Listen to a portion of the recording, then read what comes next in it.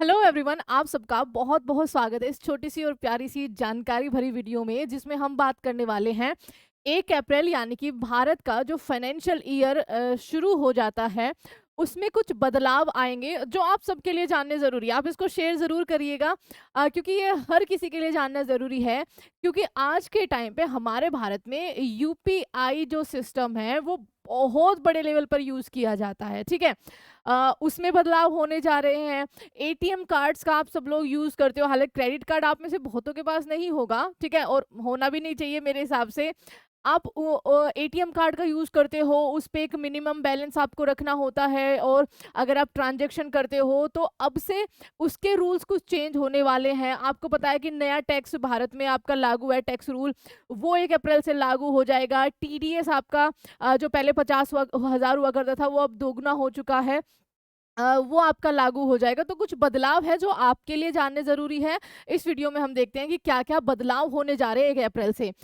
सबसे पहले तो यूपीआई के बदलाव के बारे में बात करेंगे। अगर आपके पास आपके बैंक में कोई नया नंबर आपका नहीं है, कोई पुराना नंबर है, उस पे भी अभी भी आपका यहाँ पर ओटीपी आता है और आप उसको रिचार्ज नहीं करते हो, तो आपको पता है कि 90 दिन के बाद 15 दिन की मोहलत दी जाती है, आपका वैसे ही नंबर वो बंद हो जाएगा। फिर आपके जो ओटीपीज़ वगैरह वो किसी और के पास ही जाएँगे। तो सबसे पहले तो आपका अपडेटेड मोबाइल नंबर आप जो रजिस्टर्ड करा लीजिए बैंक में। अब यूपीआई में क्या बदलाव किए गए हैं, हम एक बार इसके बारे में जानकारी ले लेते हैं। देखो, पुराने मोबाइल नंबर पर, ठीक है, आपका जो पुराना मोबाइल नंबर है, कई बार आप ले लेते थे ना कि अच्छी स्कीम निकली हुई है, जो चौराहे वगैरह पे बहुत सारे एटीएम, वो पहले सिम वगैरह जो है वो मिल जाते थे, है ना? पुराने मोबाइल नंबर पर यूपीआई जो है वो अब काम नहीं करेगा। नए नियम जो होंगे 1 अप्रैल से लागू। यदि किसी मोबाइल नंबर को 90 दिनों तक उपयोग नहीं किया गया है, तो उसे टेलीकॉम ऑपरेटर के द्वारा रीअसाइन, मतलब किसी और को दे दिया जाएगा। अब यूपीआई से लिंक ऐसे पुराने और निष्क्रिय मोबाइल नंबरों को डीएक्टिवेट कर दिया जाएगा, मतलब आपकी यूपीआई उस पर नहीं चलेगी। मेरे पास भी एक नंबर है ऐसा, ठीक है, मुझे भी उसमें रिचार्ज करना है।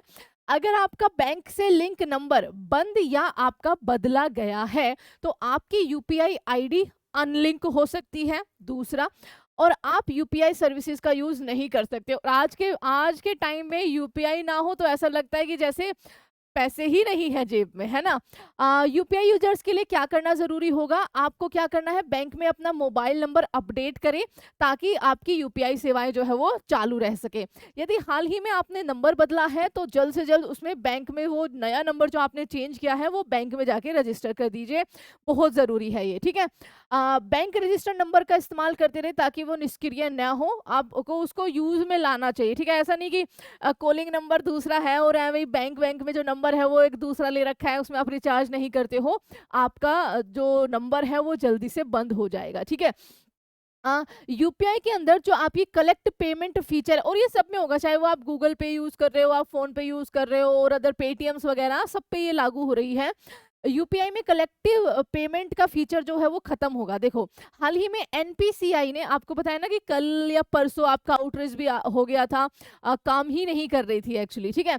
एनपीसीआई ने फ्रॉड को खत्म करने के लिए कलेक्ट पेमेंट फीचर को भी हटाने की प्रक्रिया शुरू कर दी है। अब ये फीचर केवल बड़े और वेरीफाइड व्यापारियों तक सीमित रहेगा, जबकि व्यक्तिगत लेन देन में कलेक्ट रिक्वेस्ट की लिमिट जो है वो केवल आपकी 2,000 रुपए जो है वो रखी गई है। अगर आपका देखिए यूपीआई ट्रांजैक्शन के नियमों में जो बदलाव है वो 1 अप्रैल से शुरू हो जाएगा, और ये यही बात लिखी हुई है जो मैंने आपको बताया है कि अगर आपका पुराना है, बैंक में रजिस्टर्ड नहीं है, आपने कोई नया नंबर ले लिया है, दूसरे में रिचार्ज नहीं करवाया है, तो आपका 1 अप्रैल से वो बंद हो जाएगा, ठीक है। आगे देखिए, नए टैक्स रूल आपके लागू हो जाएंगे, ये भी आपको ध्यान रखना है। उसके अलावा जो एटीएम से संबंधित आपके नए रूल आए हैं, ध्यान से सुनिएगा। 1 अप्रैल 2025 से नए वित्तीय वर्ष की शुरुआत हो रही है, जिसमें कई नियम आपके लागू भी होंगे। एटीएम से पैसे निकालना, मिनिमम बैलेंस रखना, positive pay system, digital banking और क्रेडिट कार्ड संबंधी बदलाव जो है इसमें शामिल है। यूपीआई ट्रांजैक्शन, नया टैक्स नियम, पैन और आधार का लिंक आपका यहाँ पर, डीमैट अकाउंट से जुड़े नियम भी आपके होंगे। एटीएम से निकासी पर यानी कि पैसे निकालने पर अब आपका शुल्क बढ़ेगा। अब जो केवल 3 बार ही आप वो ट्रांजैक्शन जो है वो मुफ्त में कर सकते थे, और ये वाली स्कीम पहले कई सारे बैंकों ने लगाई भी थी, ठीक है, ध्यान रखिएगा। क्रेडिट कार्ड के रिवॉर्ड में कटौती हो जाएगी। आपने देखा होगा, आप स्विगी से कुछ खरीदते हैं, आप कोई ऑनलाइन टिकट बुक करते हैं, तो आपको बहुत सारे, जैसे एसबीआई में भी था, एक्सिस बैंक में भी था, तो क्रेडिट कार्ड जो उनके होते थे उनमें आपको रिवॉर्ड्स पॉइंट मिलते थे, ठीक है। तो ये अब से कम हो जाएगा, बिल्कुल कटौती नहीं होगी, लेकिन ये कम रिवॉर्ड्स आपको मिला करेंगे। और यूपीआई खाते के जो है एक्टिव रखना आपको जरूरी होगा, ये आपको मैंने बता ही दिया है, ठीक है। 1 अप्रैल 2025 से ये नया धोखाधड़ी को रोकने के लिए किया गया है ये सब कुछ। अच्छा, एटीएम से पैसे निकालने का चार्ज। एटीएम से पैसे निकालने के नियमों में बदलाव आपका किया गया है। भारतीय रिजर्व बैंक आरबीआई के निर्देशों के अनुसार बैंकों ने एटीएम से मुफ्त निकासी की सीमा को कम कर दिया है। अब ग्राहकों को दूसरे बैंक के एटीएम से, ध्यान से सुनना, मेरे पास एसबीआई का एटीएम है, लेकिन मेरे पास एसबीआई का एटीएम है, लेकिन मैं पैसे निकालने के लिए मान लीजिए आईसीआईसीआई का यूज कर रही हूँ, एक्सिस का यूज कर रही हूँ, मतलब किसी अदर एटीएम का यूज कर रही हूँ, तो महीने में सिर्फ 3 बार ही मुफ्त पैसे निकालने की अनुमति होगी। इसके बाद हर ट्रांजैक्शन पर 20 से 25 रुपए का शुल्क लगेगा, ये आपको ध्यान रखना है। इसका मतलब है कि अगर आप महीने में 3 से ज्यादा बार दूसरे बैंक के एटीएम से पैसे निकालते हैं तो आपको हर बार शुल्क देना होगा, ठीक है। ये पहले भी कई बैंकों ने आपका किया था, ध्यान रखिएगा, ठीक है, एक टाइम पर अराउंड 2017-18 के आसपास, ठीक है। चलिए, मिनिमम बैलेंस रखना जरूरी है। आपने कई बार देखा होगा शुरुआत में भी कि आपके मान लीजिए एसबीआई का मेरे को ध्यान है कि 2000 से अगर कम आपका अमाउंट होता था तो हर महीने आपको जैसे 140 रुपए कट गए, इसी तरीके से आपके कट जाते थे, तो आपको पता नहीं चलता था वो, है ना। तो मिनिमम बैलेंस रखना आपको अब जरूरी होगा, और एक बार के बाद वो हटा दिया गया था रूल, पहले आया था बट फिर उसको हटा दिया था। बचत खाते में मिनिमम बैलेंस रखना जरूरी है, जो आपका सेविंग अकाउंट है। अगर आप अपने खाते में मिनिमम बैलेंस नहीं रखते हैं तो इसका आपको जुर्माना देना होगा। कई बैंक अपने मिनिमम बैलेंस के नियमों में बदलाव कर रहे हैं, ये पहले से लागू था, ठीक है। मैंने खुद अपने स्कूल टाइम, कॉलेज टाइम में ये झेला हुआ है।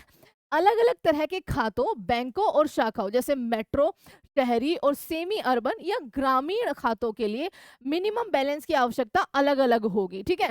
इसलिए आपको अपने बैंक से पता करना चाहिए कि आपके खाते का मिनिमम बैलेंस आपका क्या रहेगा। क्योंकि बच्चा, ऑब्वियस सी बात है कि अगर मेरा गांव में खाता है, हो सकता है मेरे खाते में इतने ज्यादा पैसे ना हो या मैं इतना ना कमाता हूँ कि मेरे को शहर के मुकाबले अपना मिनिमम बैलेंस, मान लो शहर में हाइपोथेटिकली 500 रुपए रखने ही रखने हैं आपको, ठीक है, या 2000 या 5000, तो ऐसा हो सकता है कि वो गांव के लिए 500 रुपए हो, 1000 रुपए हो, ध्यान रखिएगा, ये अलग अलग होगा।